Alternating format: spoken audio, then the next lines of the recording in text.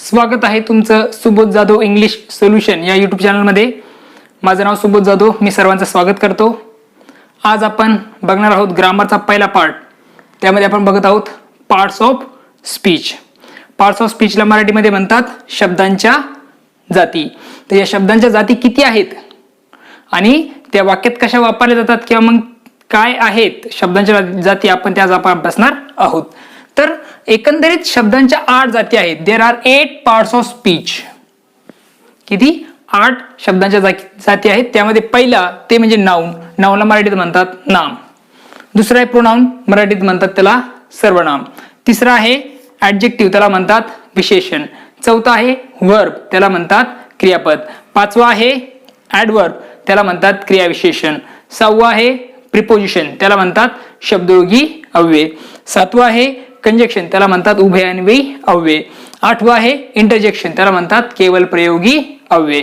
हे जे काही 8 शब्दांच्या जाती आहेत किंवा पार्ट्स ऑफ स्पीच आहेत, त्या सगळ्यांवर एक स्पेशल व्हिडिओ म्हणजेच नाउन आणि त्याचे प्रकार, प्रोनाउन त्याचे प्रकार, ऍडजेक्टिव्ह त्याचे प्रकार, वर्ब त्याचे प्रकार, त्यानंतर ऍडवर्ब त्याचे प्रकार, प्रिपोजिशन त्याचे प्रकार, याच्यावर मी काय करणार आहे स्पेशल व्हिडिओ अपलोड करणार आहे आणि त्याची लिंक तुम्हाला डिस्क्रिप्शन मध्ये बघायला मिळेल. त्यामुळे डिस्क्रिप्शन चेक करायला विसरू नका. म्हणजे नाव समजा उदाहरण दाखल सांगतो, नाउनचे जे काही 3-4 प्रकार आहेत, 5-6 प्रकार आहेत, त्याची लिंक तुम्हाला काय डिस्क्रिप्शन मध्ये मिळून जाईल ह्याच व्हिडिओच्या. तर त्यामुळे निश्चिंत राहा. आज आपण फक्त काय करतो तर इंट्रोडक्टरी समजून घेतोय. नाउन म्हणजे काय, कसं ओळखायचं, प्रोनाउन म्हणजे काय, कसं ओळखायचं, त्याची डेफिनेशन आणि त्याची उदाहरणं आपण आज काय करणार आहोत या व्हिडिओमध्ये कव्हर करणार आहोत. चला तर मग सुरू करूया.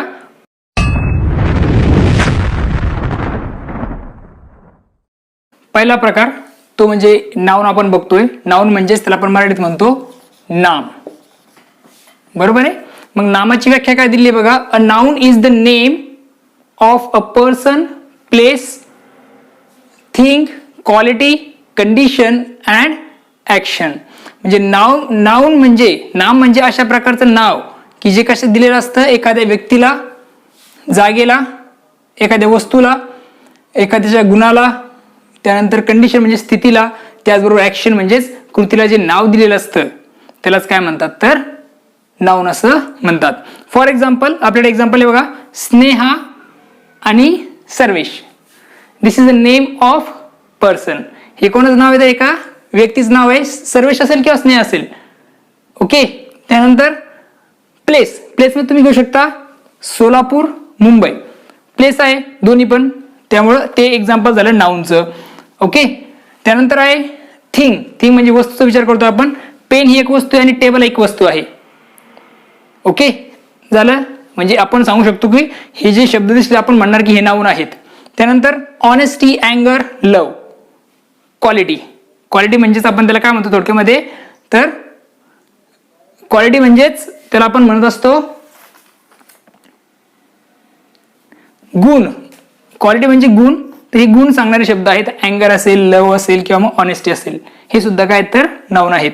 Illness, happiness. कंडिशन सांगताय, स्थिती सांगताय. ओके. त्यामुळे हे सुद्धा नाउन आहेत. त्याचबरोबर मुवमेंट, अचिव्हमेंट हे ऍक्शन दाखवण्याचं काम करतायत. तर त्यामुळे हे सुद्धा काय तर नाउनचे उदाहरण आपल्याला सांगता येतील. आय होप तुम्हाला नाउन हे समजलं असेल. वाक्यामध्ये नाउन हे कुठे येऊ शकतं? सब्जेक्टच्या जागी येऊ शकतं, ऑब्जेक्टच्या जागी येऊ शकतं. त्याची अशी निश्चित अशी जागा आपण घेऊ शकत नाही. फॉर एक्झाम्पल समजा आपण घेतोय विद्या स्पीक्स इंग्लिश. जर हे वाक्य बघितलं आपण तर विद्या हे सुद्धा नाउन आहे आणि इंग्लिश हे सुद्धा नाउन आहे. समजते मला काय सांगायचं ते? म्हणजे नाउन हे सब्जेक्टच्या जागी येऊ शकतं आणि त्याचबरोबर ऑब्जेक्टच्या जागीही येऊ शकतं. म्हणजे क्रियापदाच्या नंतर सुद्धा ते येऊ शकतं. ओके. आय होप तुम्हाला नाउन म्हणजे काय समजलं असेल. पुन्हा एकदा सांगतो, नाउन म्हणजे काय की एखाद्या व्यक्तीला दिलेलं नाव, एखाद्या जागेला, एखाद्या वस्तूला दिलेलं नाव, एखाद्याच्या गुणाला दिलेलं नाव, कंडिशन स्थितीला दिलेलं नाव किंवा एखाद्या ऍक्शनला दिलेलं नाव जे असतं त्याला आपण काय म्हणतो नाउन असं म्हणतो किंवा नाव असं आपण त्याला म्हणतो. ओके. चला पुढचा पार्ट बघूया. प्रोनाउन. प्रोनाउनला इंग्लिशमध्ये प्रोनाउनला मराठीमध्ये म्हणतात सर्वनाम. सर्वनामाची व्याख्या काय दिली बघा. A pronoun is a word which is used instead of a noun. सर्वनाम म्हणजे असा शब्द की जो काय केला जातो तर नाऊन म्हणजेच नामाऐवजी वापरला जातो. नामाऐवजी वापरल्या जाणाऱ्या शब्दालाच काय म्हणतात तर प्रोनाउन किंवा सर्वनाम असे म्हणतात.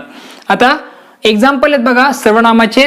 तर फर्स्ट पर्सन म्हणून आय आणि वी, सेकंड पर्सन असेल यू, थर्ड पर्सन असेल ही, शी, इट, दे. आता हे first person, second person, third person हे समजण्यासाठी तुम्हाला प्रोनाउनचा जो एक स्पेशल व्हिडिओ बनवलेला आहे तो तुम्हाला बघावा लागेल. तर आपण विषयावर येतोय की प्रोनाउन कसं ओळखायचंय, की प्रोनाउनची व्याख्येनुसार वाक्यात कसं ते वापरलं जातं ते आपण बघत आहोत. तर प्रोनाउन्स जे असतात ते वापरले जातात कशासाठी तर इन्स्टेड ऑफ नाउन. दुसरी गोष्ट सांगता येईल, pronouns are used in the sentence to avoid the repetition of noun. वाक्यामध्ये जे रिपिटेशन होतं नाउनचं पुन्हा पुन्हा ते अवॉइड करण्यासाठी आपण काय करतो वाक्यामध्ये प्रोनाउन वापरत असतो. समजतंय, लक्षात येतं सर्वांच्या? आय होप तुम्हाला समजत आहे. तर एक्झाम्पल घेतल्यानंतर आपल्याला कळेल बघा. आता इथं मी एक एक्झाम्पल घेतलं की जिथे नाउन रिपीट झालेलं आहे. ओके, मग नाउन रिपीट झालेलं आहे तर जसं एक्झाम्पल आहे, Sandeep is a clever boy. Sandeep wakes up at 6 AM. Sandeep goes to market. आता संदीप हा शब्द जो रिपीट होतोय तो अवॉइड करण्यासाठी आपण काय करणार आहोत तर त्याच्याशी रिलेटेड आपण प्रोनाउन वापरणार आहोत. संदीप हा मुलगा आहे, एक मेल आहे, पुरुष आहे, त्यामुळे आपला सर्वनाम सुद्धा तेच वापरावं लागेल जे पुरुष दर्शक आहे. मग पुरुष दर्शक सर्वनाम आपण घेणार आहोत ते म्हणजेच ही. म्हणजेच Sandeep is a clever boy आणि ह्या संदीपला पुन्हा रिपीट न होऊ देण्यासाठी आपल्याला ही वापरावं लागेल. म्हणजे he wakes up at 6 AM. पुन्हा संदीप बद्दलच एखादा पूर्ण वाक्य बनवत असेल तर आपल्याला काय लिहावं लागेल तर हिनेच वाक्य सुरुवात करावं लागेल. संदीप हा शब्द रिपीट करण्याची आवश्यकता नाही. मग आपण पुढचं समजा संदीपसाठी आपण दुसरं वाक्य बोलतोय तर आपण म्हणणार he goes to market daily. तो रोज मार्केटला जातो. हे झालं एक्झाम्पल कशाचं तर या प्रोनाउनचं. म्हणजे प्रोनाउन ही कन्सेप्ट तुम्हाला समजलेली आहे. तिसरा शब्द जो आहे प्रकार तो म्हणजे ऍडजेक्टिव्ह. ऍडजेक्टिव्हला म्हणतात मराठीमध्ये विशेषण. ओके, तर हे विशेषण म्हणजे काय त्याची व्याख्या आपण समजून घेऊ अगोदर. व्याख्या काय दिली बघा. An adjective is a word which describes or says about a noun or pronoun. मराठीत अतिशय सोपी आणि साधी भाषा व्याख्या सांगतो तुम्हाला. विशेषण म्हणजे अशा प्रकारचा शब्द की जो काय करतो नाम किंवा सर्वनामाला काय करतो डिस्क्राईब करण्याचं काम करतो. म्हणजे त्याचं वर्णन करण्याचं काम करतो किंवा मग नामाबद्दल किंवा सर्वनामाबद्दल जो विशेष माहिती सांगणार शब्द आहे त्यालाच काय म्हणतात तर ऍडजेक्टिव्ह किंवा मग त्याला आपण विशेषण असं म्हणत असतो. आता एक्झाम्पल घेतलं तुम्हाला समजून जाईल बघा. एक्झाम्पल दिलेले नंबर पहिले एक्झाम्पल ब्रेव किंग. आता ह्या जो किंग आहे हा काय नाऊन आहे. किंग जो आहे तो काय आहे नाऊन आहे. ब्रेव हा शब्द काय करतोय तर किंग बद्दल जास्त माहिती सांगतोय. सम हा जो शब्द आहे तो मिल्क बद्दल जास्त माहिती सांगतोय. बिग हा जो शब्द आहे तो हाऊस बद्दल जास्त माहिती सांगतोय. म्हणजे हे जे शब्द आहेत हे काय सर्व ऍडजेक्टिव्ह आहेत जे आपल्याला काय करतात ह्या नाऊन बद्दल काय करतात तर माहिती सांगत आहेत. Red rose. रेड हा कलर आहे तरी हा ऍडजेक्टिव्ह आहे आणि तो काय करतो रोज बद्दल आपल्याला माहिती सांगतोय म्हणजे तो काय आहे तर ऍडजेक्टिव्ह सांगता येईल. 5 नोटबुक्स. 5 हा हे जे काय तर हा शब्द आहे हे एक ऍडजेक्टिव्ह आहे ते आपल्याला नोटबुक बद्दल माहिती सांगत आहे. म्हणजेच थोडक्यात सांगायचं झालं तर ऍडजेक्टिव्ह म्हणजे असे शब्द की जे काय करतात नाऊन बद्दल जास्त माहिती सांगण्याचं काम करतात. जसं he is a brave king. Brave हा आहे ऍडजेक्टिव्ह आणि हा जो किंग जो आहे तो आहे नाऊन.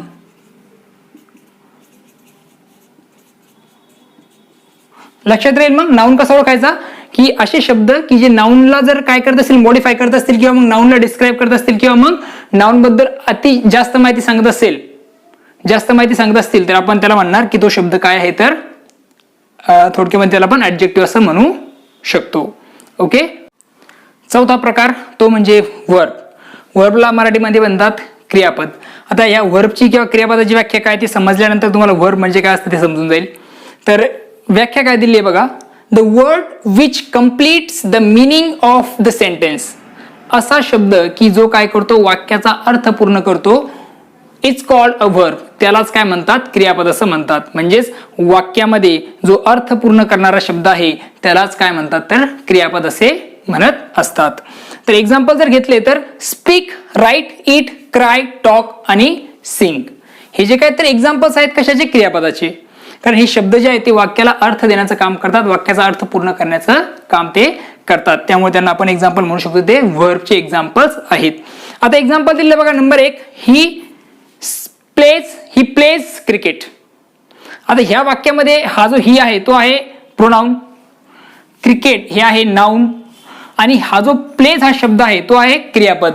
आणि हा जो प्लेज हा शब्द आहे तो काय करतोय तर वाक्याचा अर्थ पूर्ण करतोय. जसं आपण बघा, हो ही म्हणजे तो, आणि क्रिकेट म्हणजे क्रिकेट, खेळ एक प्रकारचा, तर तो क्रिकेट. पण जेव्हा आपण प्ले हा शब्द टाकतो त्यावेळेस काय होतं तर वाक्याचा अर्थ पूर्ण होतो. तो म्हणजे काय तर अर्थ काय होईल मग, तो क्रिकेट खेळतो. जर हा खेळतो हा शब्दच नाही आपण घेतला तर अर्थ काय होईल, तो क्रिकेट काय पण. तर अर्थ पूर्ण करण्यासाठी जो शब्द गरजेचा असतो त्या शब्दाला आपण म्हणतो क्रियापद. मग तिथे आहे प्ले. जसं नेहा हेल्प मी. नेहा एक नाउन आहे, मी हे प्रोनाउन आहे. नेहा मी अर्थच होत नाही त्याचा, तर जसं आपण त्याला हेल्प टाकणार, एखादा क्रियापद आपण जे टाकणार त्यावेळेस त्या वाक्याला काय होईल तर अर्थ पूर्ण मिळेल. मग इथे हेल्प हा शब्द वापरलेला आहे. हा हेल्प जो आहे तो काय आहे तर क्रियापद आहे.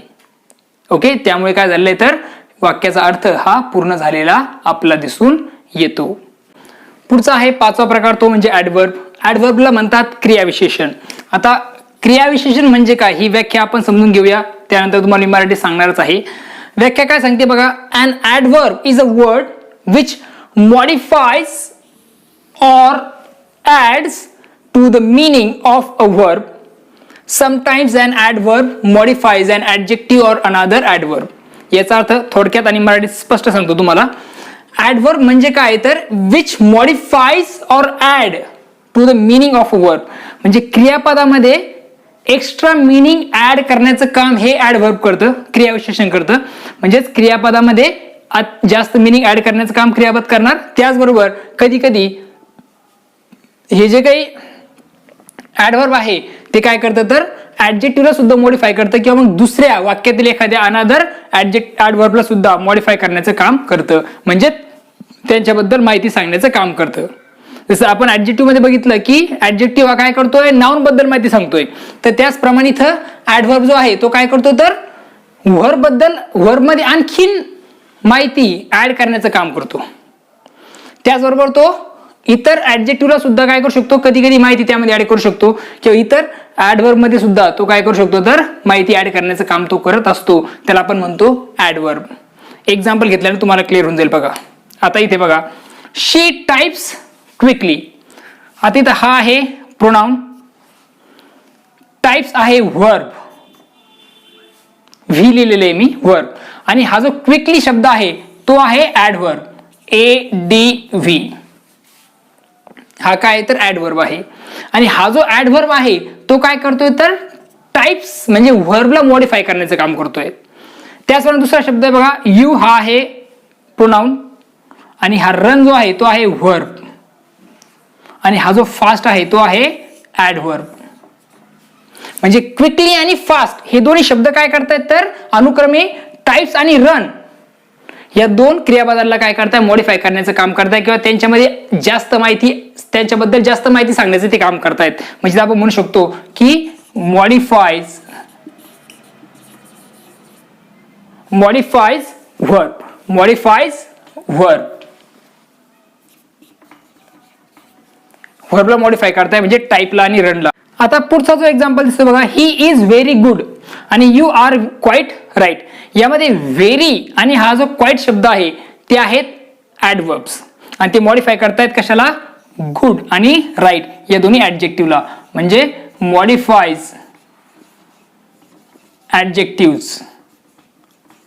ऍडजेक्टिव्ह कुठले आहेत, गुड आणि राईट. हे काय तर ऍडजेक्टिव्ह या वाक्यामध्ये आहेत. या दोन्ही गुड आणि राईट हे ऍडजेक्टिव्ह आहेत, आणि त्यांना मॉडिफाय करण्याचं काम करते व्हेरी आणि क्वाईट हे ऍडव्हर्ब्स. म्हणजे ऍडव्हर्ब हा ऍडजेक्टिव्हला सुद्धा काय करतो मॉडिफाय करण्याचं काम करतो, किंवा त्याच्याबद्दल जास्त माहिती सांगण्याचं काम हा ऍडव्हर्ब करत असतो. पुढचं वाक्य बघा, आय राईट व्हेरी केअरफुली आणि ही स्पोक व्हेरी वेल. आता हे जे केअरफुली आणि वेल हे पण काय तर ऍडव्हर्ब आहेत, आणि त्यांना मॉडिफाय करण्याचं काम सुद्धा हे व्हेरी वर्ड करतायत. व्हेरी सुद्धा काय ऍडव्हर्ब आहे. म्हणजे एक ऍडव्हर्ब हा दुसऱ्या ऍडव्हर्बला काय करतो मॉडिफाय करण्याचं काम करतो, किंवा त्याबद्दल जास्त माहिती सांगण्याचं काम करतोय. ऍडव्हर्ब म्हणजेच काय आहे तर नाउन व्हर्ब बद्दल ऍडजेक्टिव्ह बद्दल किंवा ऍडव्हर्ब बद्दल जास्त माहिती सांगण्याचं काम त्यामध्ये होतं, त्याला आपण ऍडव्हर्ब असं म्हणतो. आणि ते व्हेरी हा जे शब्द आहेत ते केअरफुल आणि वेलला काय करतात तर मॉडिफाय करण्याचं काम करतायत.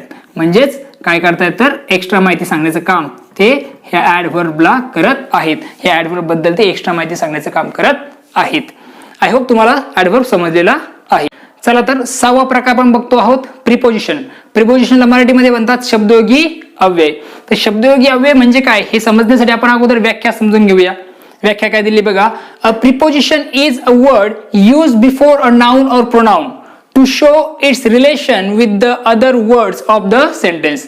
प्रिपोजिशन म्हणजे शब्दयोगी अव्यय हे असे शब्द आहेत की जे काय केले जातात तर नाउन आणि प्रोनाउन पूर्वी वापरले जातात. कशासाठी वापरले जातात? To show its relation with the other words. कशासाठी तर ह्या नाउन आणि प्रोनाउनचं रिलेशन सांगण्यासाठी इतर जे शब्द आहेत वाक्यातले त्यांच्यासोबत जे काही रिलेशन आहे या नाउन आणि प्रोनाउनचं ते सांगण्यासाठी काय केलं जातं तर प्रिपोजिशन्स हे वाक्यामध्ये वापरले जातात. प्रिपोजिशन लक्षात आलं सर्वांच्या की प्रिपोजिशन म्हणजे असे शब्द की जे काय करतात तर नाउन आणि प्रोनाउनच्या पूर्वी वापरले जातात. कशासाठी तर त्यांचं वाक्यात इतर शब्दांशी असलेले रिलेशन सांगण्यासाठी त्याला आपण म्हणतो प्रिपोजिशन. ओके, आता एक्झाम्पलला तुम्हाला समजून जाईल बघा. पहिला एक्झाम्पल आहे his cap is in the box. In हा जो इन आहे हा जो द बॉक्स आहे नाउन आणि हा जो इन आहे हा आहे प्रिपोजिशन. हा प्रिपोजिशन आपण वापरलाय द बॉक्स पूर्वी. कशासाठी तर ह्या इन मुळे ह्या द बॉक्स ह्या रिलेशन सांगता येते ह्या हिज कॅप सोबत. त्यानंतर the dog is under the table.